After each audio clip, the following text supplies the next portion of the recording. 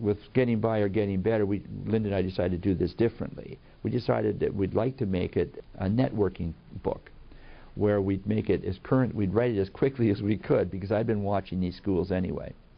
And that we would try to do it in a way that other schools that were struggling with similar issues or serving similar kinds of communities could make contact, could phone, could reach them by email.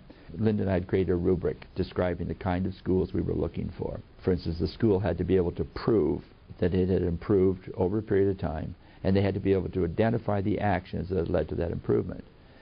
And then Linda and I sat down and looked for common threads. Are there lessons to be learned? And so when we looked at what we had learned, we discovered that in fact there were 7 lessons. And they'd all learned them, and they'd all learned them independently, but they were so clear when you saw them happening in the schools. And we simply wrote the lesson, and we featured schools in each of the lessons that could really demonstrate the lesson. And so each chapter of the book is in 3 sections. The first part starts out by saying, what is the lesson? And then the second section of each chapter is, what does research say about the lesson?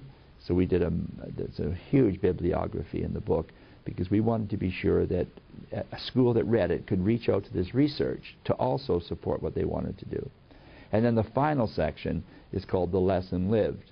And in that section, we actually tell the story of the school, and how the school, without really having done the research or anything else, had simply come to the lesson, had learned it, and had made huge differences for kids. I mean, they're just amazing stories of kids going from grade 3 to grade 4, 100% of them reading at grade level. High schools in which 100% of the kids get all their credits. They're just unbelievable stories, and yet, when you visited the schools, they were just regular folks who just showed up every day with an intention to make a difference.